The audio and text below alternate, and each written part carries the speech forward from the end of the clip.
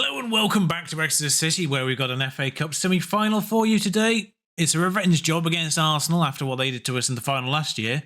Meanwhile, I might have underestimated Jan Newbert. I'll get your call up. Unfortunately, the relevant news piece has disappeared off my inbox now, but in Next Gen, Jan Newbert was referred to as the Czech Mbappe. And I know it has to be Newbert because there's only 2 Czech players in it and the other one wasn't a striker. But despite being labelled that in Next Gen, it's not here. So it does confuse me, but his potential ability is 4, maybe 5 stars, so we'll see how that one goes. His transfer value doesn't fill me with that much confidence he's going to be a world beater, but yeah, just brought him up to the top squad, because I figured, might as well. We'll get him some game time in the near future, I reckon before the end of this season. And just while we're checking in on specific players, Robert Sanchez has continued that unfortunate trend of when he doesn't get a clean sheet, he will concede 2 goals on average. He's now up to 9 clean sheets in 31 appearances. It's slightly less than 2 per appearance. I will grant you that, but it does round to it effectively. 22 appearances without a clean sheet, 42 goals conceded. Avalos' rating, by the way, has somewhat tanked in recent weeks, which is a little bit concerning. He's put in some not so great performances for Vigo in the last month or so, but is clear of Robert Sanchez now in the star rating list. So, I don't know. But we played 3 games since the mauling of Manchester City, 6-1 away from home. Naturally, we followed that by losing to Newcastle. Beat second in the league Tottenham, 4-1 away from home. Beat Manchester City 6-1 away from home. And then lose to Newcastle, who are 9th. Couldn't even score Darwin Núñez and Elias, who beat Avalos to a header for that goal. Elias outjumped a 6'8" man to score that goal. He has a jumping reach of 8. It's a very good player, don't get me wrong. But a jumping reach of 8. And he beat a 6'8" man to a header. If that doesn't sum up the problems with heading in this year's Football Manager, I don't know what does. We bounced back against Palace. Iverson had to play in goal because Sanchez was injured. And we did concede twice. Thankfully, we scored 4 times, including a wonderful, wonderful goal from Martin Saunders. I'm going to try and bring this back as far as I can because it's the entire play that makes this goal in the build-up. So it's from this kick is the important part of this highlight. Ballard down to Eduardo. Eduardo to Prazert. Prazert to Toussaint. Toussaint to Eduardo. Back to Hesham. Clean in almost on himself, but there's the play and there's the goal. Wonderful play. Great goal. Great finish as well, to be fair. But it's the build-up that makes that one. And then we exploited Fergie time at Man United to beat the current lead leaguers 2-1 in the 93rd minute. Kind of regretting not having that one in the episode now because that was quite a finish to the game. League-wise, that leaves us 4th. Manchester City do have 2 games in hand and they are on the exact same number of points. So realistically, we're probably 5th as all things stand if they play their games in hand. Spurs, by the way, might win the title. They've got 3 games in hand on Man United and they're only 3 points behind. Wolves good value for their 3rd place at the moment, though, although Manchester City can get ahead of them if they were to win their games in hand. I suspect Spurs and Man City have to play each other for one of those, but I can see further down the table there are teams on 32 games that I suspect are the others. But of course, we kick things off with a semi-final against Arsenal. This would be quite nice to win just to guarantee us some European football at the end of the season. But of course, we've got to get past Arsenal in the FA Cup to get to the final of the FA Cup to get European football that way. So we will get to the end of the season before the FA Cup final, should we even be in it regardless. So we'll know what our European situation is ahead of time, I suppose. It's not like the Carabao Cup where you can just check off Conference League at the barest minimum before you even get anywhere near the end of the season. The lineup for Arsenal will be Sanchez in goal, of course, Martin, Avalos, Ampadu, Tybera, that back line largely unchanged, provided Martin isn't injured. Markovic in the middle alongside Angelo, who is main by sort of stand-in for Hesham whilst he's injured. Hesham's still only good for 45 minutes, so I'm not even going to put him on the bench because I don't really feel like it's worth it. Prazert behind the front 3 of Newbert, Carlos Eduardo and Prieto. Ciro Fernandez is suspended for this game. Ramiro Uribe injured currently for this game. So I figured, why not play Newbert ahead of Martin Saunders in this situation? Of course, Saunders providing that shadow striker backup as well on the bench too. So I think that's probably the better way to do things. Echo a first game for Newbert. Who would like the number 10? I've got the number 5 available. You'll take 30. Newbert does stick out like a sore thumb because I still haven't given him a face. Apologies to him there, but there's not really much point doing that now until the end of the next transfer window. wasn't really expecting to play him before the end of the season, but he is already developing in the under-23s a little bit, and being labelled as the Czech Mbappe made me reconsider him. We did have a few in there. Ciro Fernandez was number 1 in the next gen, in case people care. Odegaard put this one in. Fabian at the back post. It's alarming how easily people get ahead of our 6'8" people. Odegaard, not the greatest of free kicks there. Sanchez easily gathers and immediately hoofs it to Newbert. Now, Newbert is right-footed, so being on the left-hand side isn't the greatest for him. Prazert, that would be the one advantage Martin Saunders would have had if I played him ahead of him. But Prieto at the back post for his 20th goal of the season, just quietly gathering the goals in the second half of this season now. Got 2 against Man United, scored against Crystal Palace as well, I believe.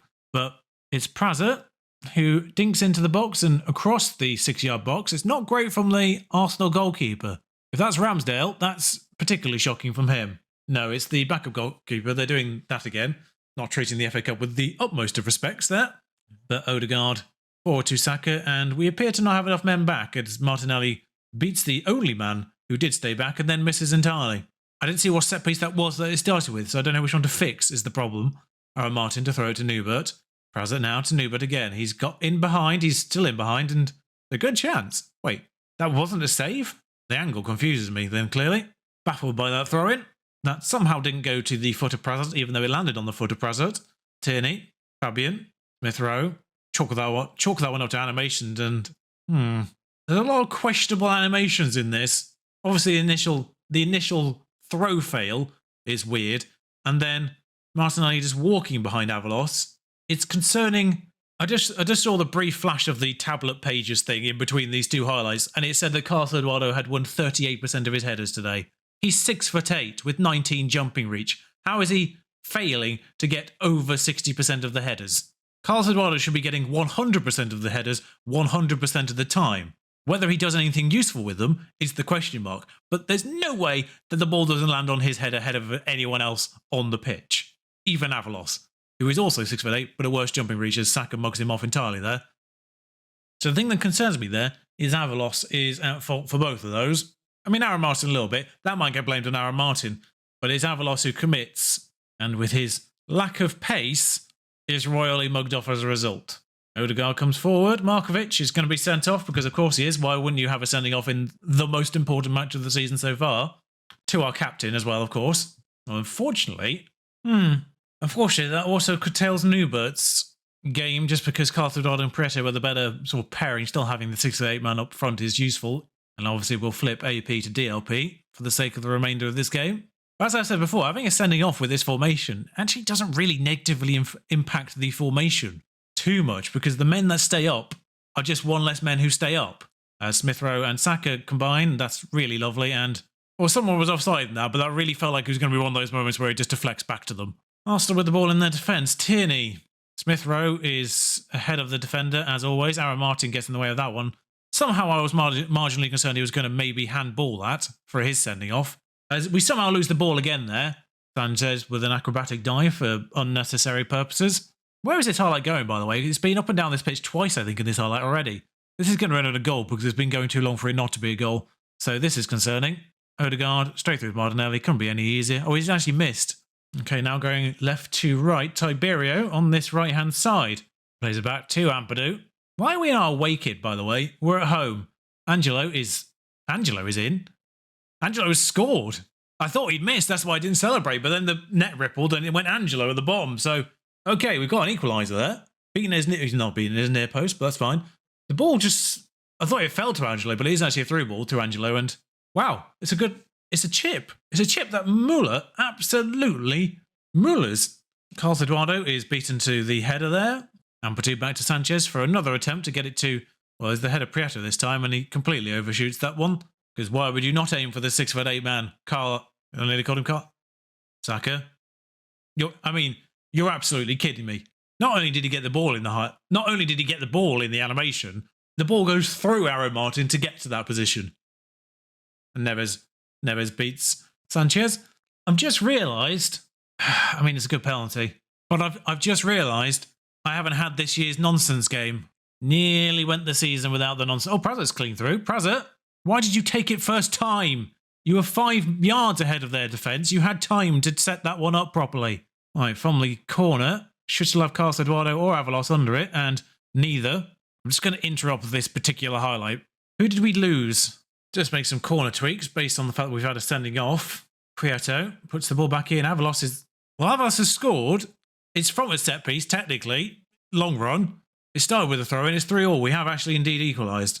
But it's Aaron Martin, I think, crosses it all the way to the back post where Prieto gathers and sort of recovers from Martin's mistake there. And Mullen with another questionable save. If they played Ramsdale, they'd be clean through in this game. Make those corner changes. Just committing slightly less on these corners. And Carlos Eduardo at least goes close.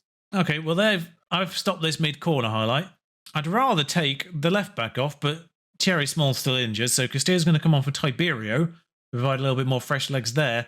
I kind of don't want to take Angelo off, but he is booked. So Toussaint on. That's going to be Fabian's goal, because why would you ever defend a corner? Fabian's not tall. I know he's not tall. Who's marking him? No one. No one's marking him. Oh, I bet that's where Markovic should be normally. Well, the highlight starts with Prieto to Prazert. Prazert actually going to get Carlos Eduardo in. He's not had a great game, and that's another not penalty. But if they get a not penalty, then hopefully we get a not penalty too. We do indeed.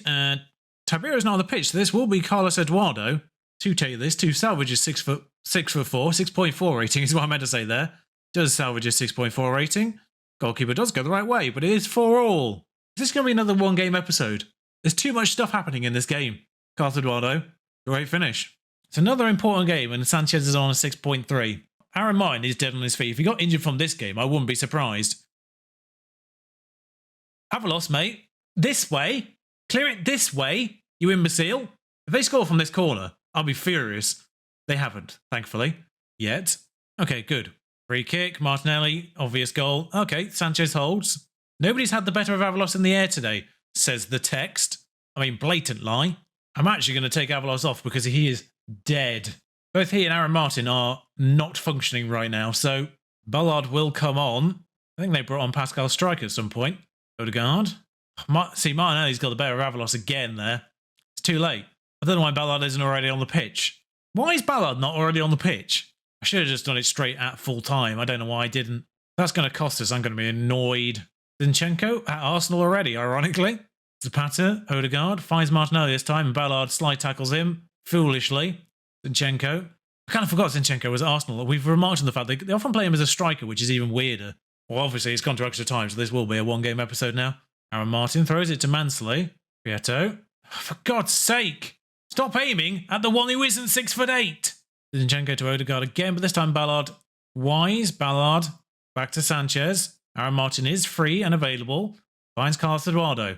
Finds Prazert. Prazert's actually clean in here if he wants to take his time, I was about to say. It's 5-5. Exeter City are pulled level despite being reduced to 10 men, says the text. It's the third time today that's happened, but sure text. Prazert, it's a bloody good finish. Left-footed? I don't know if he even is left-footed, you know. I was going to check, but the highlight has immediately gone from kickoff. So I haven't had a chance to look at the team sheets. I mean, do I settle for 5-5 or do I let Smith Rowe score here? Stephen Zapata at the back post. Tomiyasu. Where's this going? Odegaard's clean in the middle. Oh, Sanchez actually with a save. And Ballard off the line. Let me check at Prazert's feet. Tomiyasu. Odegaard. How do they have any energy, by the way? They've got to be in Europe. Smith Rowe. Where's my defence, by the way? Where was Castillo there? In what possible world did Castillo not get that? Oh, Prazert is left-footed. That's fine. Okay, then. We have one fairly competent penalty taker, and Jesus Christ. I'm rewarding positivity and confidence here because, frankly, the penalty taken is atrocious across the board anyway, so almost tempted to put Robert Sanchez 7th as a result of that. I'm putting all 9 in just in case. Good luck out there, we're going to need it. Sorry, I didn't pay attention to the text there, I just went for the top one. Well, Ballard's the only one who was anxious, so he's taking last. Carlos Eduardo starts as the only one with competent penalty taking to begin with. Good. Ruben Neves. Both penalty takers from the actual game itself. Ruben Neves. Has Sanchez learned? He has, but Neves is still better. Ethan Ampadu, the central defender, as the second best penalty taker in this team right now. Scores. Notes for the transfer window. Find someone good at penalties.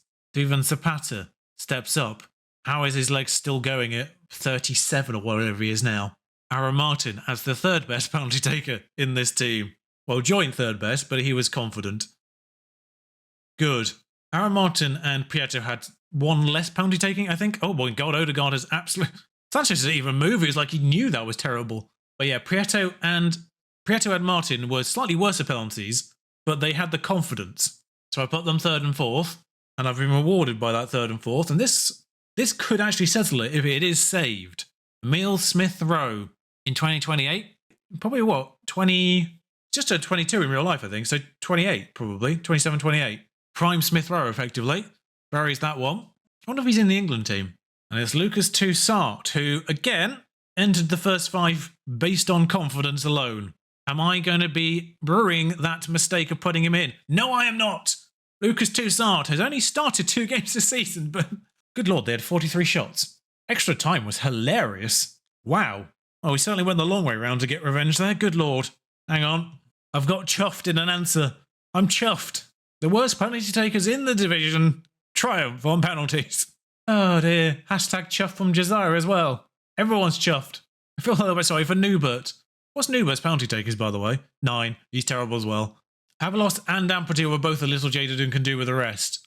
Both central defenders. Well, considering the next game in the league is against Wolves, who are 3rd, not happening. Thankfully, it is a full week away. But 14th, 12th, then 8th and 6th. Wow, I didn't realise how crucial our last 2 games were. They're with our sort of European rivals at this point. The last 2 games, Chelsea and Everton. On the assumption that Man City will get ahead of us once they play their games in hand. Oh dear. Those are going to decide. They're going to decide the division, aren't they? Well, this is a 1-game episode now, just because obviously how long that took. If the Everton and Chelsea games look like they're going to decide the European places, then I will actually bring you back for them. Brazil boss, looking at Brazilian players. I'm going to presume Spurs v Everton is on the Sunday. All right, here it is. You know, I wasn't certain Spurs would actually triumph in that one because they don't need it. I thought Spurs might rest players to the point where Everton could triumph. I don't know if Spurs have Europe already. I think they were in the top 4 last year. Oh, they were, but they got knocked out by Bayern. Literally this week. They did rotate, though, I think. A little bit. They rotated a little bit. They played the backup goalkeeper, at least. So it will be Spurs in the final. Well, we beat them in the Carabao Cup. We lost to them in the league. And then we beat them in the league. So it's hard to say which way this will go. Actually, speaking of Spurs, real quick. I saw someone mention the XG table on Twitter. So I thought I'd have a nosy. Spurs should be 11th. Spurs have 18 points more than they should have, and Leeds have 14 points less than they should have. They're the big winners and losers in the XG table compared to the real one. Wolves too. Wolves are overperforming compared to their XG as well. Yeah, quite amusing to look. I thought I'd have a look at us. We've actually got 1 more point than we should do.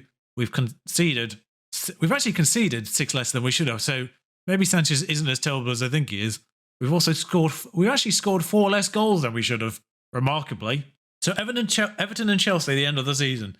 I suspect they will matter. There's only 3 games in between. One of them is against Wolves. So I suspect that they're going to matter in some way, shape or form. It might be a case of, do we get Champions League football or not? I don't know. But if it's a case of which kind of football will we get, which kind of European football we'll get, then we'll obviously play them in an episode. It might be a 3-episode week. I guess you'll know by Wednesday which of those it is. As always, keep an eye on my Twitter. I tend to announce these things 5-all, by the way. 5-all. I've just seen it again. Ridiculous. Keep an eye on my Twitter. It's always linked in the description below. Obviously, subscribe and all the jazz and comment. What did you think of that match? Ridiculous match. We hadn't had the nonsense match this year, I now realise. We'd had big score lines, but we hadn't really had a nonsense match where just baffling things happen. So, there it is. And yeah, follow my Twitter. I'll announce if it's a 3-episode week or not after this episode goes live, probably. So, until then, thank you for watching. Ta-ra.